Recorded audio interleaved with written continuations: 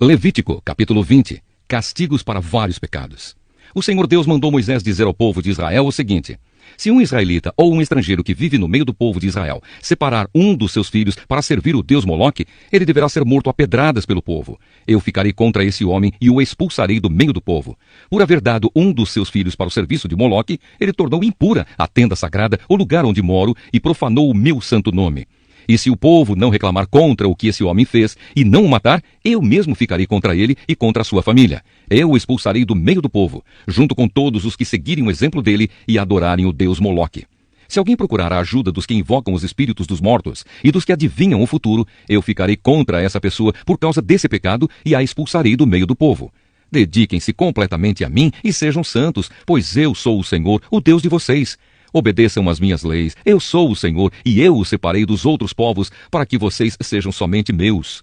A pessoa que amaldiçoar o pai ou a mãe será morta. E ela será responsável pela sua própria morte, pois amaldiçoou o pai ou a mãe. Se um homem cometer adultério com a mulher de outro, ele e a mulher deverão ser mortos. Se um homem tiver relações com uma das mulheres do pai, ele estará desonrando o pai, e ele e a mulher deverão ser mortos. Eles serão responsáveis pela sua própria morte. Se um homem tiver relações com a nora, os dois deverão ser mortos por causa desse ato imoral. Eles serão responsáveis pela sua própria morte. Se um homem tiver relações com outro homem, os dois deverão ser mortos por causa desse ato nojento. Eles serão responsáveis pela sua própria morte. Se um homem casar com uma mulher e também com a mãe dela, isso é uma imoralidade grave, e os três deverão ser queimados vivos. Essa imoralidade precisa ser eliminada do meio do povo. Se um homem tiver relações com um animal, os dois deverão ser mortos. Se uma mulher tiver relações com um animal, os dois deverão ser mortos. Eles serão responsáveis pela sua própria morte. Se um homem casar com a irmã, seja por parte só de pai ou por parte de pai e mãe, os dois deverão ser expulsos publicamente do meio do povo. É uma vergonha um homem casar com a irmã. Ele merece castigo. Se um homem tiver relações com uma mulher durante a menstruação, os dois deverão ser expulsos do meio do povo. Os dois ficaram impuros, pois quebraram as leis da pureza a respeito da menstruação. Se um homem tiver relações com a tia, os dois merecem castigo, pois são parentes. E o homem que tiver relações com a tia envergonha o tio. O homem e a tia merecem castigo. Eles nunca terão filhos. Se um homem tiver relações com a cunhada, ele envergonha o irmão. É uma imoralidade e os dois morrerão sem terem filhos. Obedeçam às minhas leis e aos meus mandamentos, a fim de que a terra para onde eu os estou levando, a terra que vai ser de vocês, não os expulse.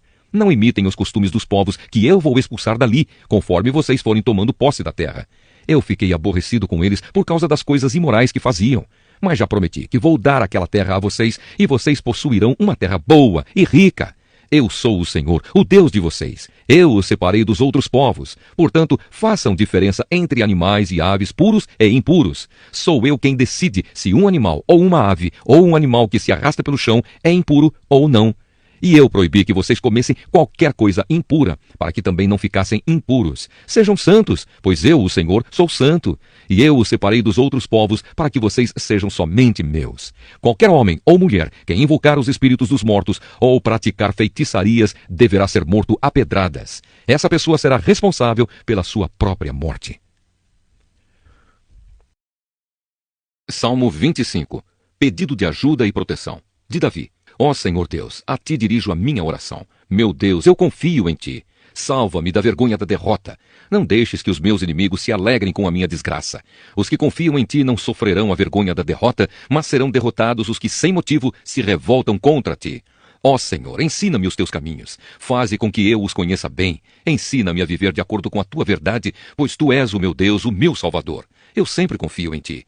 Ó Senhor, lembra da Tua bondade e do Teu amor, que tens mostrado desde os tempos antigos. Esquece os pecados e os erros da minha mocidade. Por causa do Teu amor e da Tua bondade, lembra de mim, ó Senhor Deus. O Senhor é justo e bom, e por isso mostra aos pecadores o caminho que devem seguir. Deus guia os humildes no caminho certo e lhes ensina a sua vontade. Ele é fiel e com amor guia todos os que são fiéis à sua aliança e que obedecem aos seus mandamentos. Ó Senhor Deus, cumpre a tua promessa e perdoa os meus pecados, porque são muitos. Aqueles que temem o Senhor aprenderão com ele o caminho que devem seguir. Eles sempre terão sucesso, e a terra prometida será dos seus filhos. O Senhor Deus é amigo daqueles que o temem e lhes ensina as condições da aliança que fez com eles. Eu olho sempre para o Senhor, pois ele me livra do perigo. Ó Deus, olha para mim e tem pena de mim, pois estou sendo perseguido e não tenho proteção. livra o meu coração de todas as aflições e tira-me de todas as dificuldades. Vê as minhas tristezas e sofrimentos e perdoa todos os meus pecados. Vê quantos inimigos tenho, vê como é grande o ódio deles contra mim.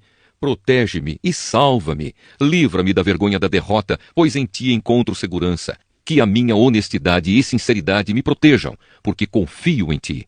Ó Deus, salva Israel, o teu povo, de todas as suas dificuldades. Eclesiastes, capítulo 3. Tempo para tudo. Tudo neste mundo tem o seu tempo. Cada coisa tem a sua ocasião. Há tempo de nascer e tempo de morrer. Tempo de plantar e tempo de arrancar. Tempo de matar e tempo de curar. Tempo de derrubar e tempo de construir. Há tempo de ficar triste e tempo de se alegrar. Tempo de chorar e tempo de dançar. Tempo de espalhar pedras e tempo de ajuntá-las. Tempo de abraçar e tempo de afastar. Há tempo de procurar e tempo de perder.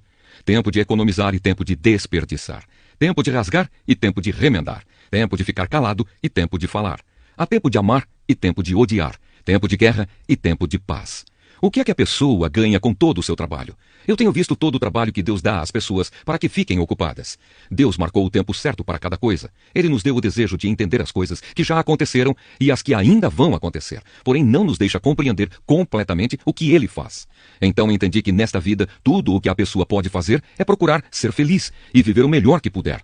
Todos nós devemos comer e beber e aproveitar bem aquilo que ganhamos com o nosso trabalho. Isso é um presente de Deus. Eu sei que tudo o que Deus faz dura para sempre. Não podemos acrescentar nada, nem tirar nada. E uma coisa que Deus faz é levar as pessoas a temê-lo. Tudo o que acontece ou que pode acontecer já aconteceu antes. Deus faz com que uma coisa que acontece torne a acontecer. A injustiça no mundo. Neste mundo eu também reparei o seguinte: no lugar onde deviam estar a justiça e o direito, o que a gente encontra é a maldade. Então pensei assim: Deus julgará tanto os bons como os maus, porque tudo o que se passa neste mundo, tudo o que a gente faz, acontece na hora que tem de acontecer. Aí cheguei à conclusão de que Deus está pondo as pessoas à prova, para que elas vejam que não são melhores do que os animais. No fim das contas, o mesmo que acontece com as pessoas, acontece com os animais. Tanto as pessoas como os animais morrem. O ser humano não leva nenhuma vantagem sobre o animal, pois os dois têm de respirar para viver. Como se vê, tudo é ilusão, pois tanto um como o outro irão para o mesmo lugar, isto é, o pó da terra. Tanto um como o outro vieram de lá e voltarão para lá. Como é que alguém pode ter a certeza de que o sopro de vida do ser humano vai para cima e que o sopro de vida do animal desce para a terra? Assim, eu compreendi que não há nada melhor do que a gente ter prazer no trabalho. Esta é a nossa recompensa. Pois como é que podemos saber o que vai acontecer depois da nossa morte? Primeira carta a Timóteo, capítulo 5. Como tratar os que creem. Não repreenda um homem mais velho, mas o aconselhe como se ele fosse o seu pai. Trate os homens mais jovens como irmãos, as mulheres idosas como mães, e as mulheres jovens como irmãs, com toda a pureza. Cuide das viúvas que não tenham ninguém para ajudá-las. Mas, se alguma viúva tem filhos ou netos, são eles que devem primeiro aprender a cumprir os seus deveres religiosos, cuidando da sua própria família. Assim eles pagarão o que receberam dos seus pais e avós, pois Deus gosta disso. A verdadeira viúva, aquela que não tem ninguém para cuidar dela, põe a sua esperança em Deus e ora, de dia e de noite, pedindo a ajuda dele. Porém, a viúva que se entrega ao prazer está morta em vida. Timóteo, mande que as viúvas façam o que eu aconselho, para que ninguém possa culpá-las de nada.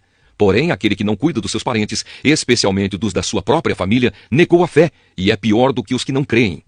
Coloque na lista das viúvas somente a que tiver mais de 60 anos e que tiver casado uma vez só. Ela deve ser conhecida como uma mulher que sempre praticou boas ações, criou bem os filhos, hospedou pessoas na sua casa, prestou serviços humildes aos que pertencem ao povo de Deus, ajudou os necessitados, enfim, fez todo tipo de coisas boas. Mas não ponha na lista as viúvas mais jovens, porque quando seus desejos fazem com que queiram casar de novo, elas abandonam a Cristo, e assim elas se tornam culpadas de quebrar a primeira promessa que fizeram a Ele. Além disso, elas se acostumam a não fazer nada e a andar de casa em casa. E pior ainda, aprendem a ser mexeriqueiras, metendo-se em tudo e falando coisas que não devem. Por isso, eu quero que as viúvas mais novas casem, tenham filhos e cuidem da sua casa, para que os nossos inimigos não tenham motivos para falar mal de nós. Pois algumas viúvas já se desviaram e seguiram Satanás. Se alguma mulher cristã tem viúvas na sua família, ela deve ajudá-las. Que ela não ponha essa carga sobre a igreja, para que a igreja possa cuidar das viúvas que não tenham ninguém que as ajude. Os presbíteros, que fazem um bom trabalho na igreja, merecem pagamento em dobro, especialmente os que se esforçam na pregação do evangelho e no ensino cristão. Pois as escrituras sagradas dizem, não amarre a boca do boi quando ele estiver pisando o trigo. E dizem ainda, o trabalhador merece o seu salário. Não aceite nenhuma acusação contra qualquer presbítero, a não ser que ela seja feita por 2 testemunhas pelo menos. Repreenda publicamente os presbíteros que cometem pecados, para que os outros fiquem com medo. Na presença de Deus, de Cristo Jesus e dos santos anjos, eu peço e insisto no seguinte: em tudo o que você fizer, obedeça a estas instruções, sem preconceito contra ninguém e sem favorecer nenhuma pessoa. Não tenha pressa de colocar as mãos sobre alguém para dedicá-lo ao serviço do Senhor. Não tome parte nos pecados dos outros. Conserve-se puro.